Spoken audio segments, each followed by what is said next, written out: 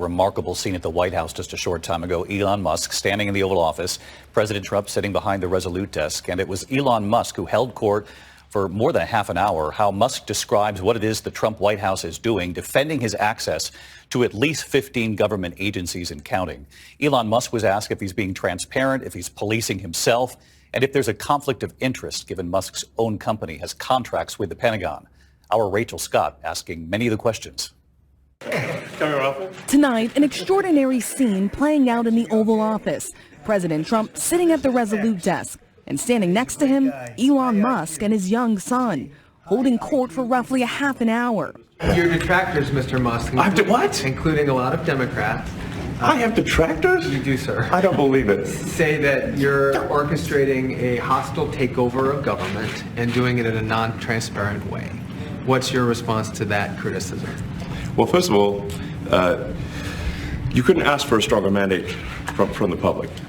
The public voted, we have a majority of the public voting for President Trump. We've won the House, we won the Senate. The people voted for major government reform. And a lot of times that, people that don't get what they voted for, but in this presidency, they are going to get what they voted for. And that's what democracy is all about. Musk, the world's richest man with billions of dollars in federal contracts, has been given enormous power. His Department of Government Efficiency already accessing at least 15 agencies. Mr. Musk, the White House says that you will identify and excuse yourself from any conflicts of interest that you may have.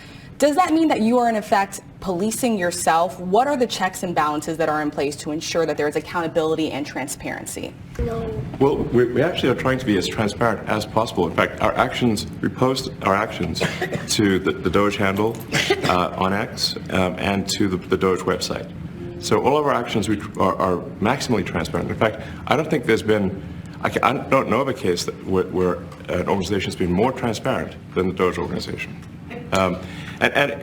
So, and the kind of things we're doing are, I think, very, very simple and basic. These are not individual judgment decisions. These are about simply having sensible checks and balances in the system itself to ensure that taxpayer money is spent well. So it's got nothing to do with, like, say, a contract for some company of mine at all.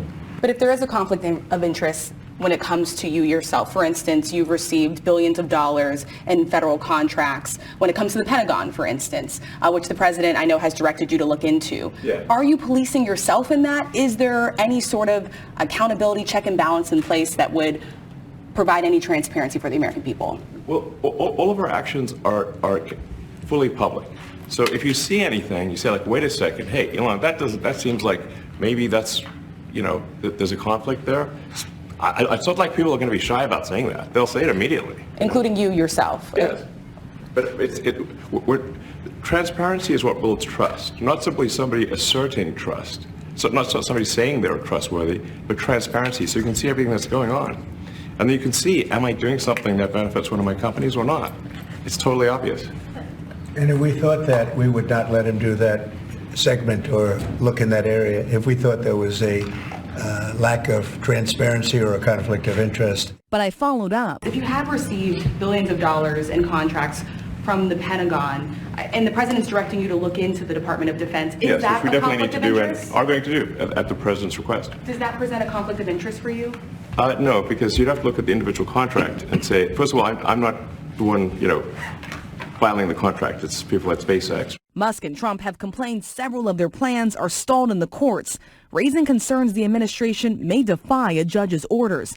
Today, the president told me that won't happen. If a judge does block one of your policies, part of your agenda, will you abide by that ruling? Will you comply with that order? Abide by the courts, and then I'll have to appeal it. But then what he's done is he slowed down the momentum. As Musk's team tears through government agencies, Musk today acknowledging he has sometimes posted misinformation about their findings. Well, first of all, some of the things that I say will be incorrect and should be corrected.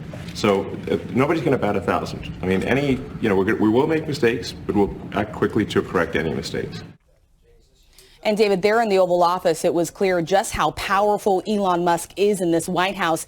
And tonight we're learning he is about to be even more powerful. The president signing an executive order that directs all federal agencies to work with Musk and his team to cut staffing and limit hiring. It also gives Musk the broad authority to decide which positions in this federal workforce should or should not be filled, David. All right, Rachel Scott right there in the briefing room tonight. Rachel, thank